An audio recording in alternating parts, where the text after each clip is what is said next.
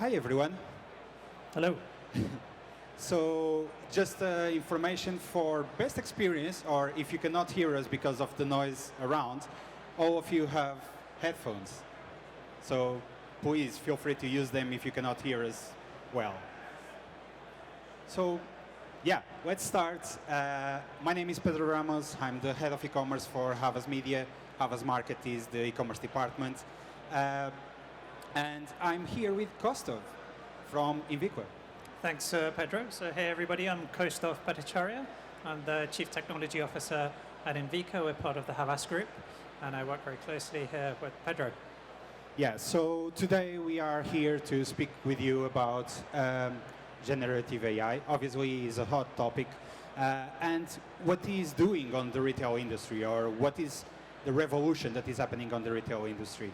We have seen, like in the last year, everything being disrupted by the appearance of ChatGPT, OpenAI, the open APIs that appeared afterwards, and the thousands of tools that appeared for us to use on a daily basis.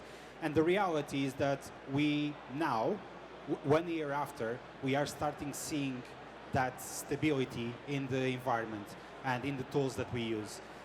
So obviously, for us as marketeers, it's very difficult to find what is the right tool, what is the wrong tool to use, what is the one that will suit my needs or my business. So trying to navigate that a little bit today, talking with you about product, talking with you about content a little bit, and what are kind of the things not only us at Havas, but Inviqa as well is doing on a day-to-day to improve the experience of our customers as well. So with further ado, one question for you, Kaustav, that is, how is generative AI changing the way that we handle the product data for our clients and customers? Yeah, thanks, Pedro. So what Pedro is really asking about is in the workflow of e-commerce, quite often product management is really important, especially retailers that have hundreds or thousands of SKUs that they need to manage. Some businesses manage it through spreadsheets and offline processes, and others will employ the use of a good leading PIM, or a product information management system. So when you enter the world of PIM, there are a couple of really critical things I think are important.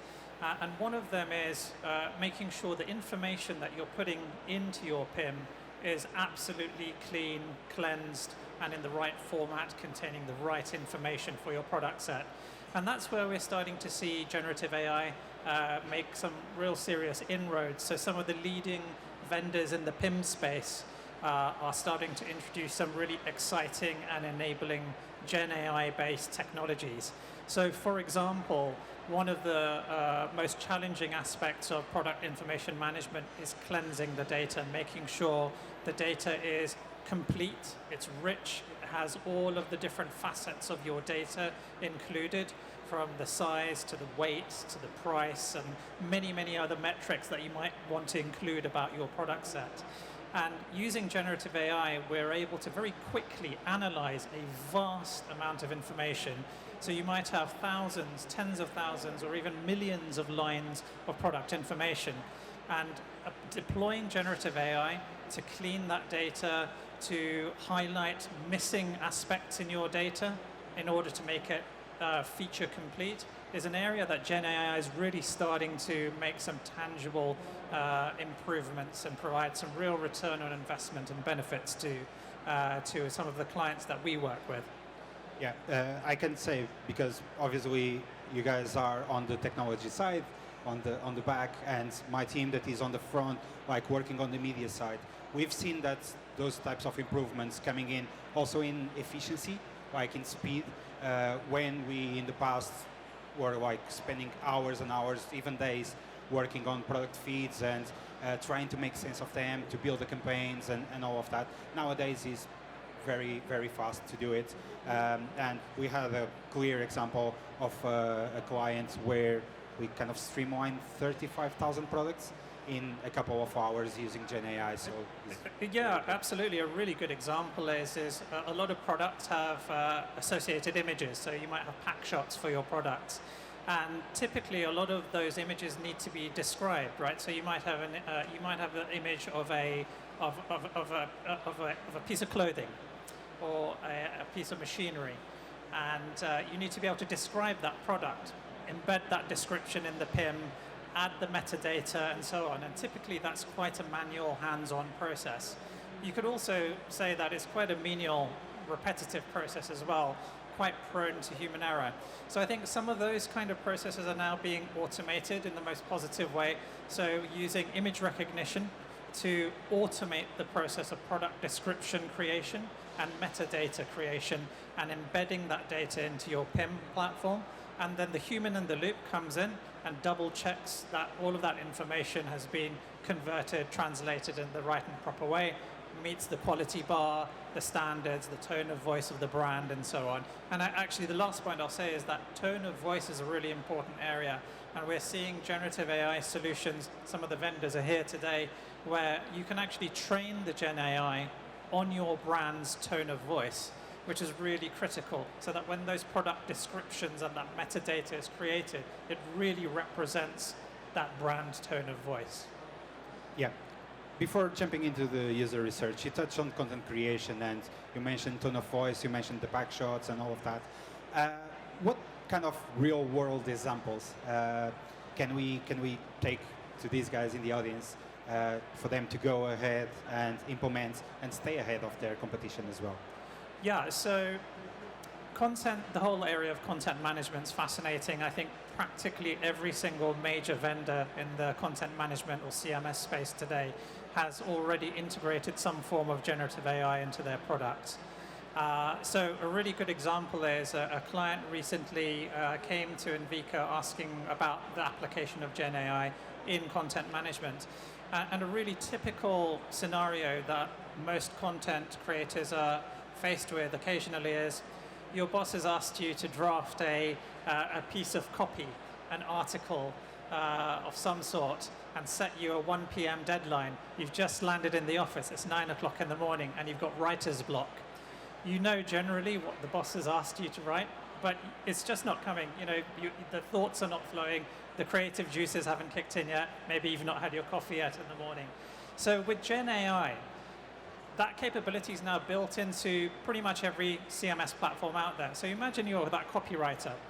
You can write a prompt using the built-in Gen AI tools now that are available in most of the leading CMSs. And you can create a prompt that says, for example, I've been asked to create an article about the launch of a new line of products within my business related to machinery parts or clothes retail. And then you provide some background and some details around the kind of things you want to hit in your article. And then you submit that prompt. Now, within the content management system, let's say in the body text field, the CMS will now pre-populate for you some starter text, several paragraphs that will get you started. It won't write the entire article for you, but for that poor copywriter who's sitting there at 9 o'clock in the morning with writer's block, racking their minds around what shall I start writing about, that could be the tipping point for that person where they go, right, okay, now the creative juices are flowing, I get where I need to get to by 1 p.m. and successfully he or she writes that article. So that's one example of how Gen AI is now permeating the CMS world. I think the other part, which is what Inviqa becomes really excited about, is we can all use these Gen AI tools. I bet pretty much 80%, 90% of the audience here today have used ChatGPT to write articles, to summarize copy, to do various other things, right? But what we tend to do more of in Inviqa is not just be users of the tools that the vendors out here have created, which we do, of course, do, but we, as software engineers, we look one layer down. We look below the surface at the APIs that are really powering these platforms. So take OpenAI, for example, or the many available Gen AI APIs on Hugging Face. as software developers and experience designers, we can actually utilize those APIs to build bespoke custom solutions for your business. So you're not just using a generic off-the-shelf platform like ChatGPT, but we're developing solutions that are really deeply embedded into your workflow and into your back office systems and platforms. And I think that's one of the greatest powers of generative AI. It's not just the tools, the front end, but it's the power of the API that's really enabling businesses now to make some really tangible differences in their workflow. Yeah, and you touch on one point that when you were talking about content creation and kind of the writer's block and all of that, there's then the other side, that is the websites that have loads of content, is completely messed, needs kind of the help. We have a really good example of, again, a client that has loads of content on their website, that using and plugging in generative AI tools, we were able to, I would say, organize the website in a way that makes sense per topic, per kind of subtopic as well. I think that leads also to kind of the user and the user experience that is coming from that website as well. Talking about user, another point is around, obviously, the user research process and how this can lead to a better customer experience. So what are kind of the tools or the processes that we can use on that front? Yeah, it's a great question, Pedro. So I think one of the key things around user research is understanding what your customer pain points are, what their needs are, what their mindset is, perhaps, the different mindset archetypes that are out there that your customers all possess. You all here in the audience will have certain needs. So your mission might be to buy a certain product or procure the services from a particular business. And in doing so, there is a need, there's a personal need that each one of you have as individuals. And I think a large part of user research is uncovering what those needs are. And in doing so, we're all building up a very, very large set of data about the individual customer needs. And that's where the challenge comes. It's actually analyzing that data and all of that information. And Gen AI has proven itself very successfully over the last 8 to 12 months, where we can start to do some very advanced data analysis on customer data. To take a sort of an adjunct analogy to your question, within Inviqa, we have, in the last couple of months, developed our own internal employee experience bot using the vast amount of customer data that's within our organization. So we've got heaps and heaps and heaps of HR information about the different processes within our company. And like many of you out there, you might have this data sitting in a SharePoint or in some kind of wiki, Confluence or whatever within your organization. Now, I don't know about you, but every time I or any of my colleagues search for an answer, I don't know, let's say, for example, how do I extend my paternity leave? Maybe you need to do that because there's a family situation. You type that query into your SharePoint or into your wiki, and most of the time you get 500 results of complete rubbish, right? It doesn't answer the question you're asking. But with generative AI, we've been able to create a conversational interface with our company data.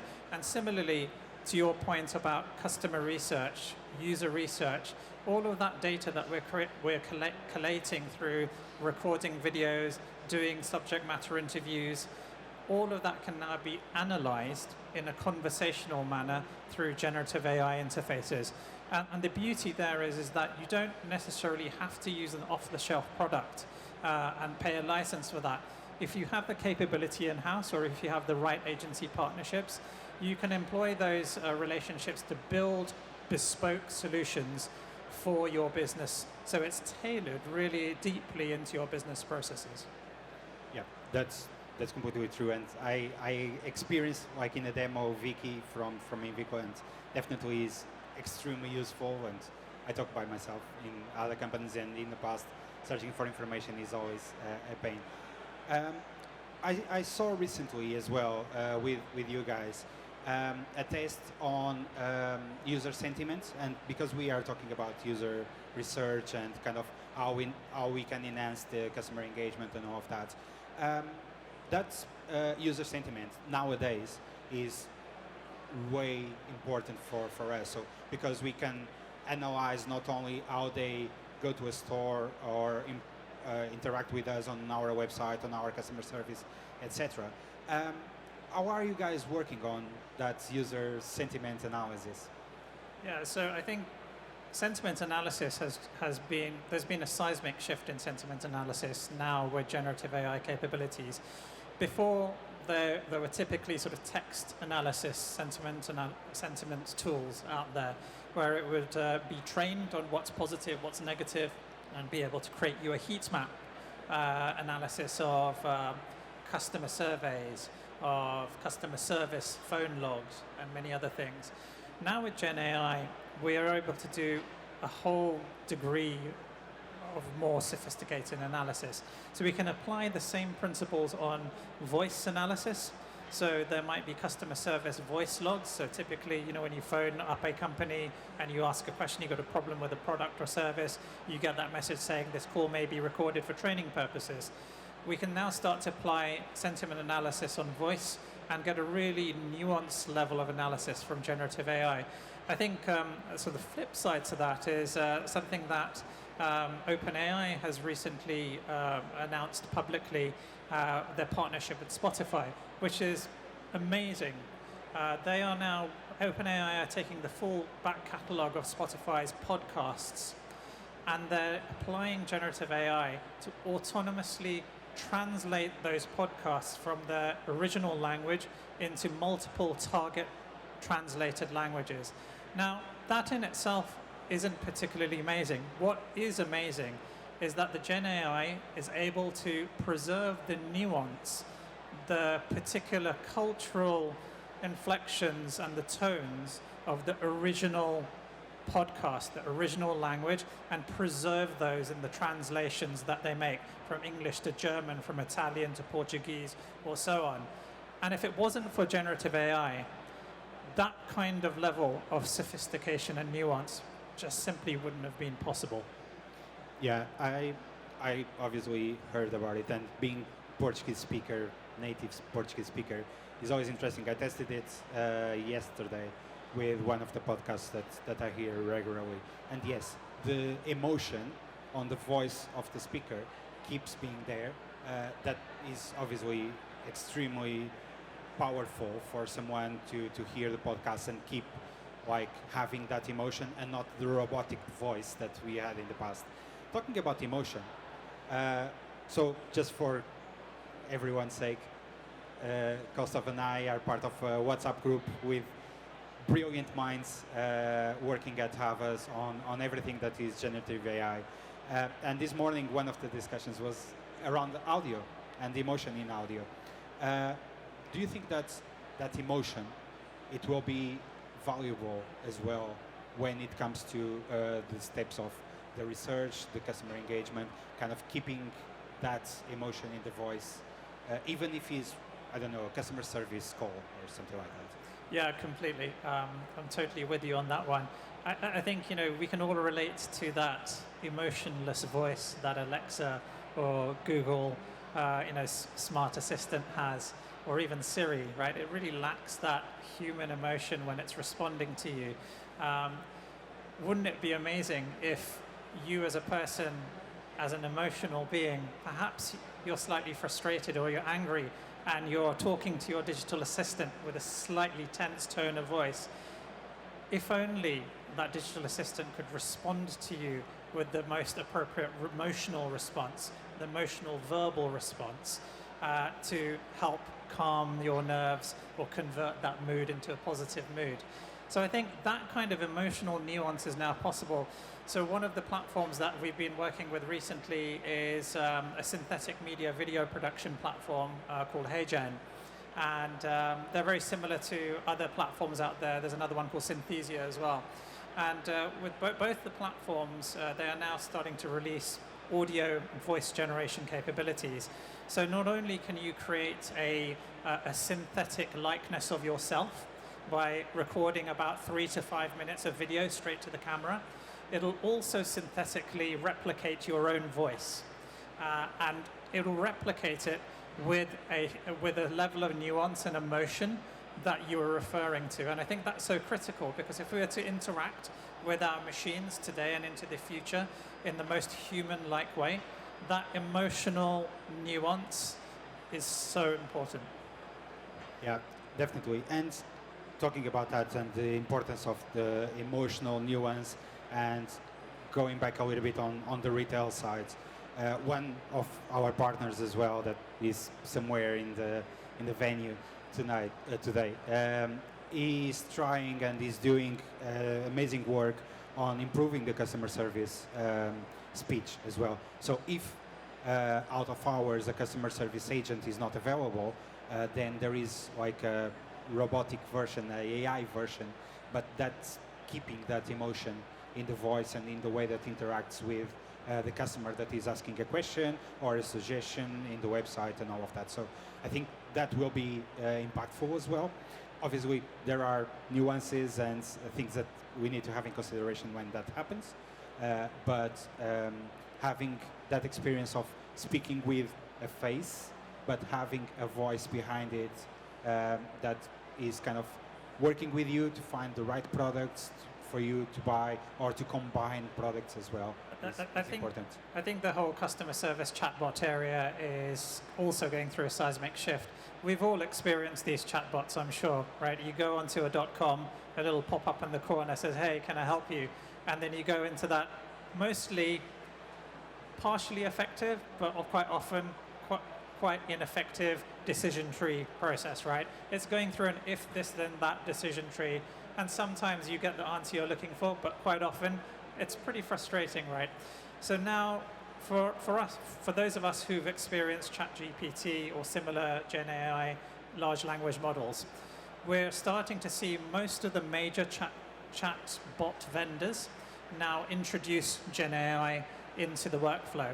And that means that the output from these chatbots is far less orchestrated, is far less if this then that, and it's much more natural.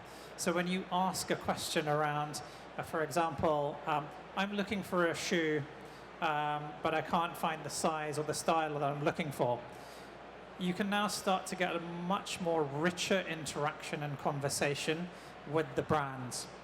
And what's more, the power of fine-tuning, which is a very specific way of tuning the AI model, the generic AI model, to your brand's specific needs, specific product information, specific tone of voice, is now becoming a lot more accessible and affordable. Fine-tuning typically requires lots of people, lots of time, and millions of examples of information. And then you go through a process of supervised learning, and you teach the AI what's right and what's wrong by giving it examples. That has been outside of the reach of a lot of brands until very recently. Gen AI necessarily hasn't solved that problem from the outset, but there are now some very clever startups in the space that are bringing the power of that refinement process to the masses, to the brands, so that using their platforms, you can just have a small team of a couple of people, use some pre-trained data sets, and then use some very useful visual tools to give a couple of hundred or a couple of thousand examples of tone of voice, of specific nuanced product information related to your brand or company. And through that yes-no analogy, does this example match my brand? Yes, no. You can, over a couple of days and a couple of weeks, start to really get that fine-tuning and training really down well, and move on and launch that fine-tuning to your .com to create a much more enhanced chatbot experience. 6 months ago, 12 months ago, that simply wasn't possible unless you were willing to put millions of pounds, dollars, euros behind that refinement process. But now that cost has dropped, and you can really start to create those very sophisticated experiences now that are tuned to your brand. Yeah, building on your example, we have obviously that the question that the customer does to the chatbot, etc. And again, on the startup side, you have the startups that also work with the supply chains, with the delivery, that can help you plug into your softwares and your tools to identify, as an example, the store that has the stock, the kind of what is the store closer to the location of the customer as well, in a very easy way, and so that the customer has the best experience ever. Cool. We have 5 minutes, so we are going to open the floor to questions. If anyone has questions, please raise your hand. There's a microphone somewhere. Yeah, one there.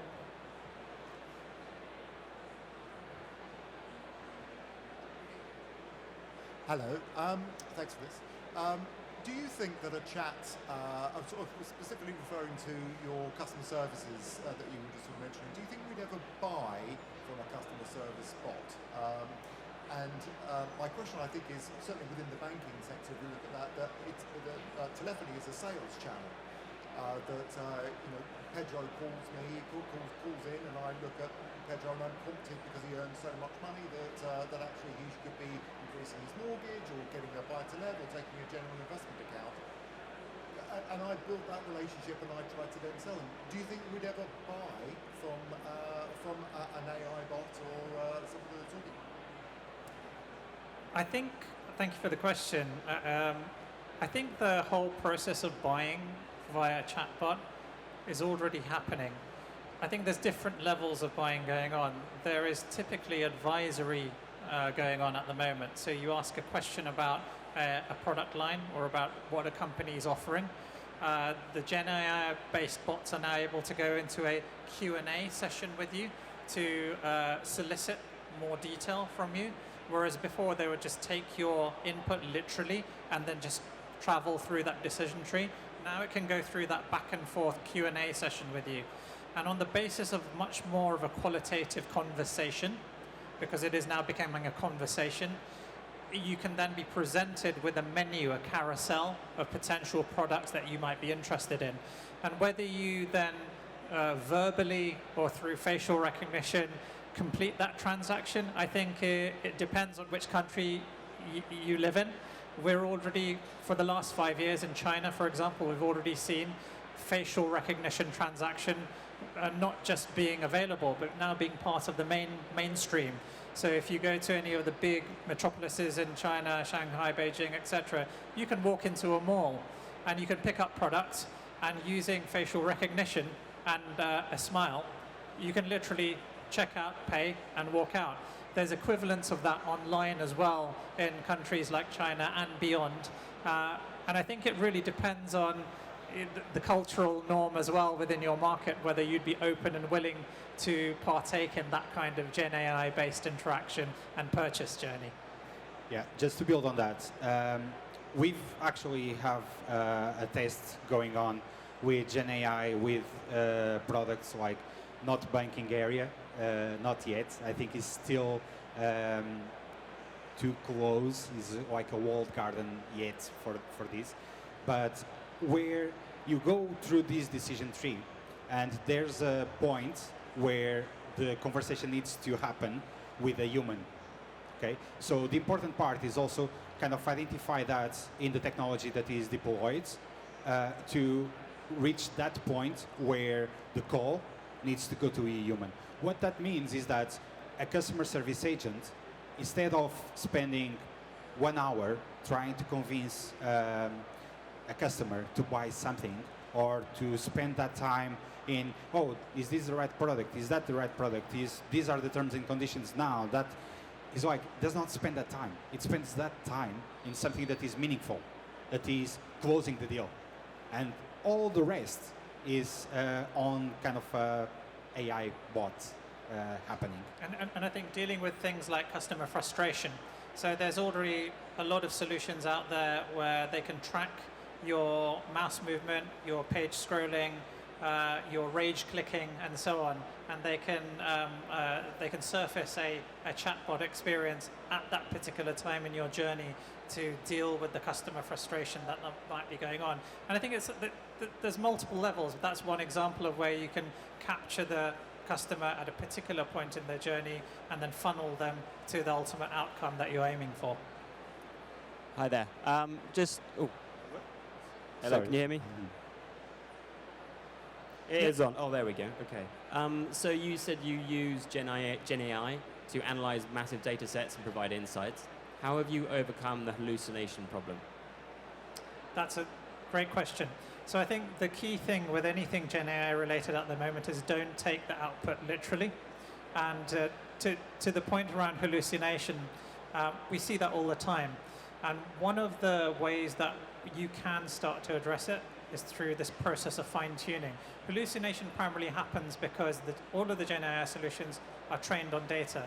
When there's a lack of data on the subject matter that you're querying the system on, that's typically when you start to see hallucination surfacing. And what we've found is, it's not a silver bullet, is through fine-tuning and providing additional context and data, we can start to address some of the aspects of hallucination, but it's not necessarily a catch-all solution to address all forms of hallucination. Yeah, so my understanding is it doesn't scale. Oh, my understanding. Unfortunately, we are out of time, but we are able to address your question. Come to speak with us. And everyone, if you want or you have questions, please come to speak with us. Thank you.